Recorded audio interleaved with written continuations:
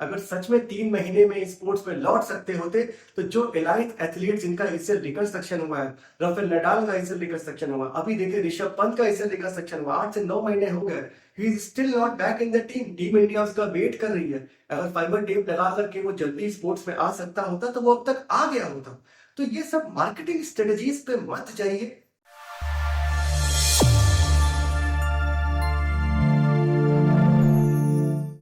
Fibre tape internal brace, ये एक ऐसा सवाल है जो कि आज मेरा हर मरीज मुझसे पूछता है।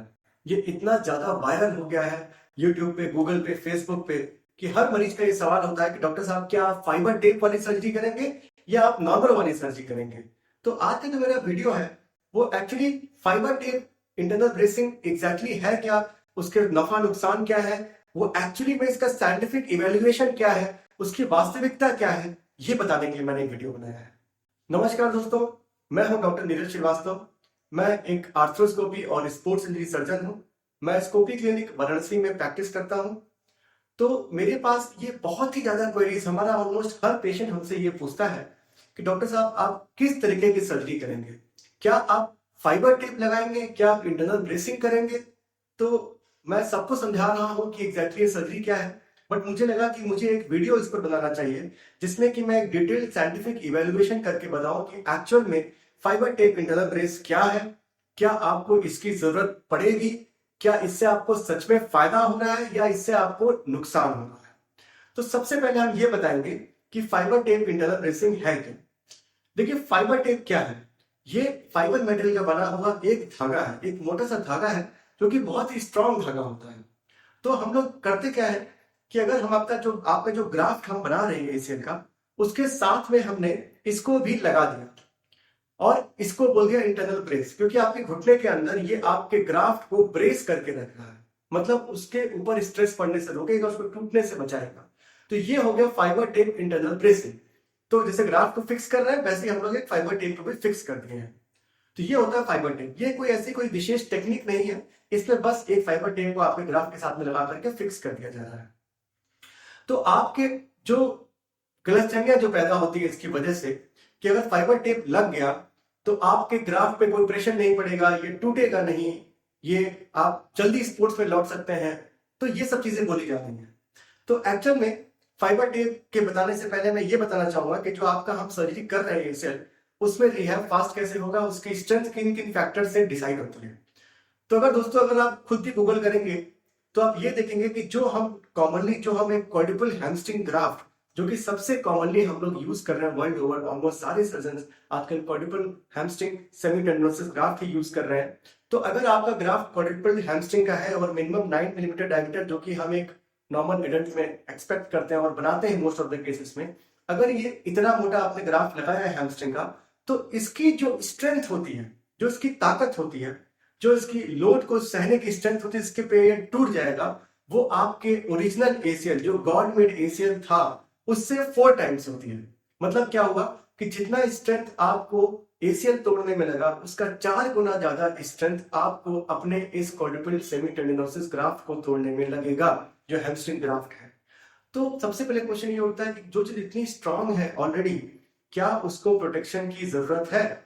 मेरे हिसाब से तो नहीं है, और साइंटिफिकली भी ये बिल्कुल नहीं है, क्योंकि अगर आपको चोट लगती है तो आपका ग्राफ बहुत स्ट्रेंथ है, ओरिजिनल स्ट्रेंथ जो एसीएल का उससे भी स्ट्रॉन्ग ग्राफ्ट है इनिशियल स्टेजेस में, तो ये नहीं टूटेगा। अब अगर आपको बहुत ही ज्यादा चोट लगती है, मान लीजिए आपको इतनी तेजी से चोट लग गई जिसपे होता है कि फाइबर टेप बचा लेगा, तो अगर दोस्तों आपको इतनी जोर से चोट लगी तो आपका ग्राफ्ट के साथ साथ ही आपका जो फिक्सेशन डिवाइस है उसकी स्ट्रेंथ उससे कम है, वो टूट जाएगा, आपकी हड्डियां टूट सकती हैं, आपके कोलेटरल लिगामेंट टूट सकते हैं, आपको और भी बहुत सी मेजर चोट लग सकते हैं। तो अगर इतनी जोर से आपका एक्सीडेंट हो गया और आप गिर गए तो आपका कोई भी फाइबर टेप या कुछ भी आपको प्रोटेक्ट करने वाला नहीं है। ठीक है, ये हो गया पहला डाउट। अब सेकंड चीज कि क्या इसकी जरूरत है, मैंने बता दिया कि स्ट्रेंथ तो बहुत अच्छा आपके ग्राफ्ट की, तो इसकी जरूरत नहीं है क्योंकि ये टूटेगा नहीं। सेकंड आ गया, ये आपको और क्या नुकसान कर रहा है, इस पर मैं आता हूं। मैं आपको थोड़ा सा बायोलॉजी में जाऊंगा। देखिए, एसीएल रिकंस्ट्रक्शन एक बायोलॉजिकल प्रोसीजर है जिसमें कि हम कोई भी आर्टिफिशियल चीज नहीं लगाते और आपके ही बॉडी से आपके टेंडन्स लेकर के उसको हम फिक्स कर देते हैं कुछ बटन्स या फिर स्क्रूज से, जो कि 3 से 6 महीने बाद उनका कोई जरूरत नहीं है, उसको आप चाहे तो निकाल भी लो, और इसलिए बायोस का कॉन्सेप्ट है जो कि गल जाते हैं।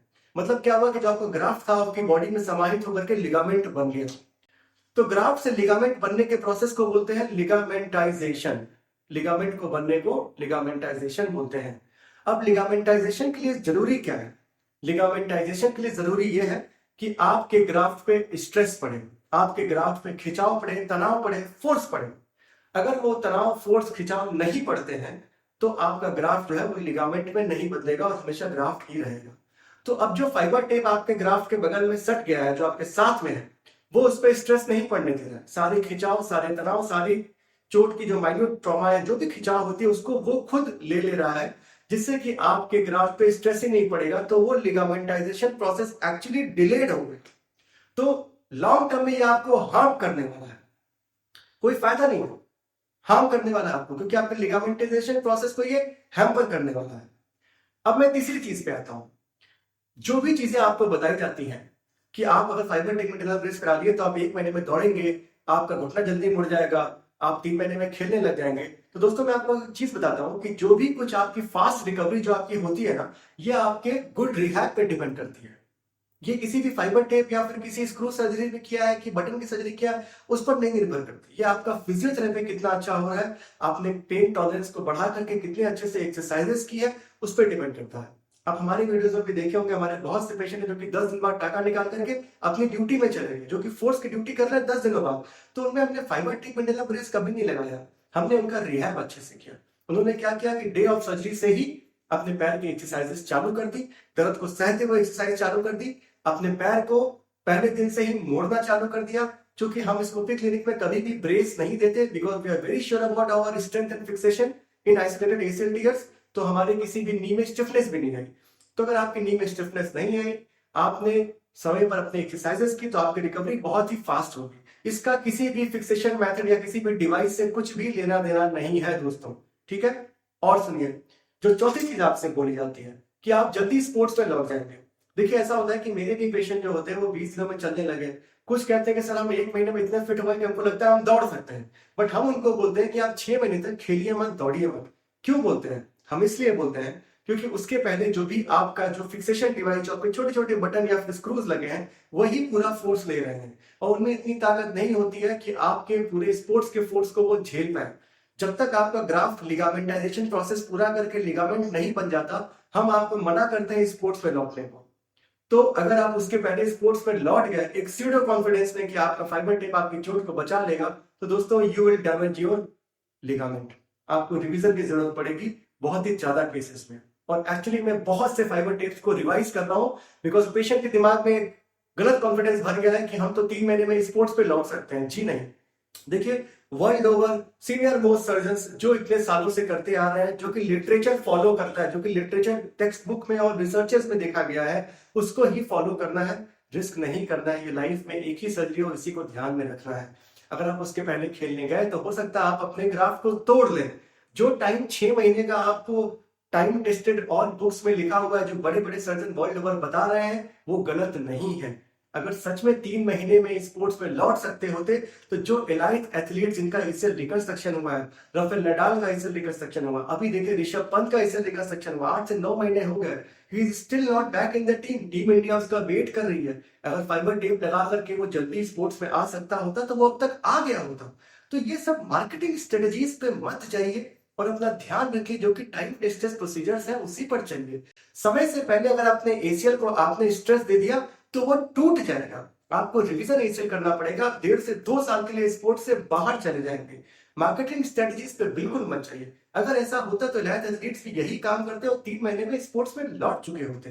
ये तो देखिए बस एक सेलिंग चीजें हैं कि बोल करके चीजों को बेचना और उसकी पॉलिटिक्स बताना, क्योंकि आज के जमाने में हर कोई ये चाहता है कि वो जल्दी काम पे लौटे, जल्दी रिकवरी करे, जल्दी स्पोर्ट्स में लौटे, जल्दी अपनी ड्यूटी में जाए। उसका एक गलत फायदा है ये, ऐसा बिल्कुल भी नहीं है।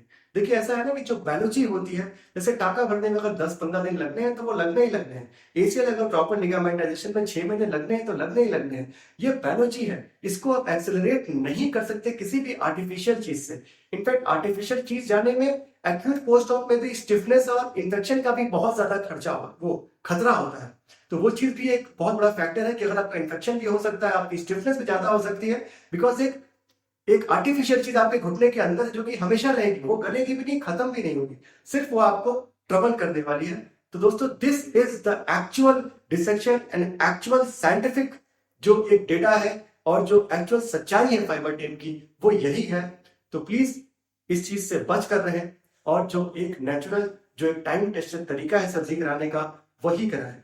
अगर इस वीडियो के बाद भी आपको कोई और भी डाउट्स होते हैं तो आप नीचे कमेंट सेक्शन में लिखकर हमसे बात कर सकते हैं।